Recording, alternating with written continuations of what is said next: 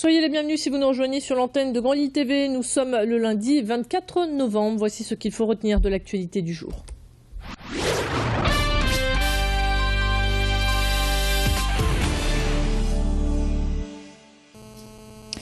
Et on démarre cette édition avec la Coupe Davis remportée par Roger Federer au stade Pierre-Mauroy à Villeneuve-d'Ascq. À 33 ans, le Suisse est devenu le plus grand joueur de tennis au monde et complète ainsi son palmarès de nombreuses coupes et championnats remportés.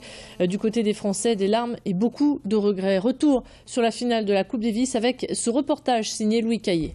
Dimanche, Roger Federer offrait le point de la victoire à la Suisse. Opposé à Richard Gasquet, actuellement numéro 27e mondial, le Suisse s'est imposé en un peu plus de 2 heures en 3 sets. Parallèlement à la conférence de presse que tenaient les deux équipes, nous sommes allés à la rencontre des spectateurs. Qu'ont-ils pensé de ce match et qu'en ont-ils retenu? 2 mots, l'ambiance et Federer. C'est le débrief numéro 3. C'était une ambiance de ouf, vraiment extraordinaire. On a vraiment kiffé, c'était juste génial. Les Français ont vraiment un public extraordinaire. C'est dommage pour eux, mais ma foi, voilà. Il y a des Suisses exceptionnels, des Français exceptionnels. Tout à l'heure, j'ai rencontré une troupe avec des Obélix, Astérix. Enfin voilà, il y en avait dans tous les sens, des déguisements dans tous les sens, autant français que suisse.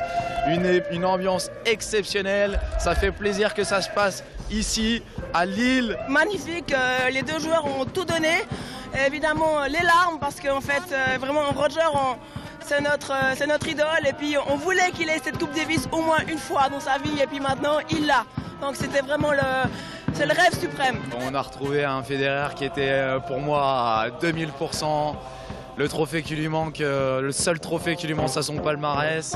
On sait pourquoi il est numéro 2, on sait pourquoi cette équipe suisse, voilà, elle est là, elle est présente, elle est en finale. On a le numéro 2 et le numéro 4 en face.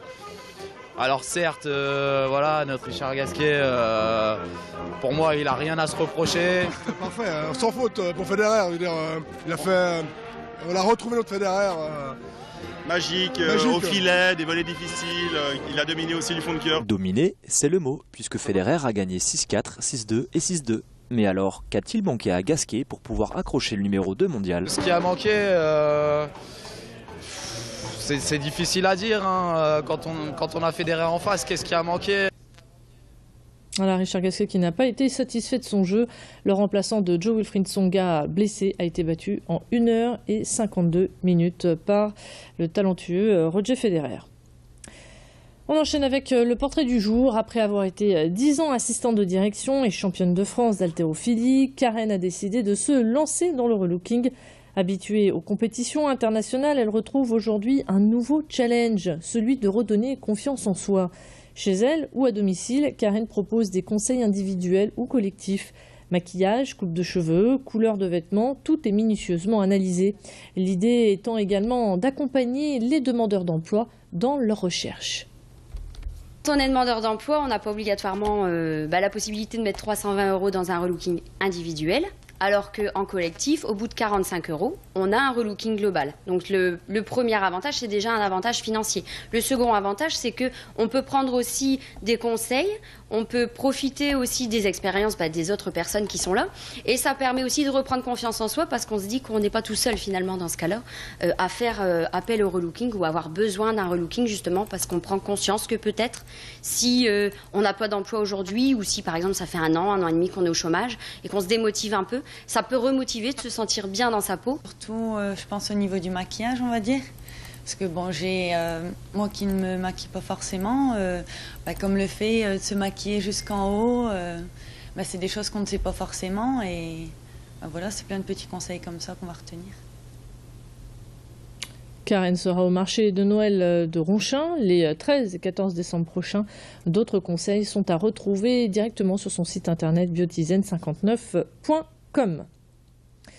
Si vous avez joué au loto au café du Pont-Neuf dans le Vieux-Lille le 26 septembre dernier, alors vous devriez vérifier votre ticket. Vous aurez peut-être une agréable surprise. Le gagnant d'1 million d'euros n'a toujours pas réclamé son gain. Il a jusqu'à demain pour le faire. Passer ce délai, la somme sera remise en jeu. Le propriétaire du billet a joué à My Million avec le code TW 586 75 97. 2017. Les explications au micro de Macha Grunessen. Comme beaucoup de clients nous l'ont fait remarquer, c'est que systématiquement ils regardent les numéros en se disant est-ce que j'en ai un, deux, voire plus. Mais le code, franchement beaucoup de gens ne le remarquent pas et l'oublient et puis ils jettent le ticket. La plupart du temps c'est ça. C'est depuis le 1er janvier, depuis début janvier 2014.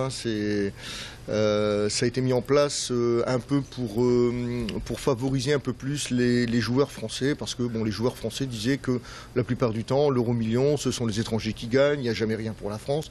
Donc ils se sont dit, on va mettre ça en place, et finalement, c'est pas plus mal, ça marche pas mal, oui.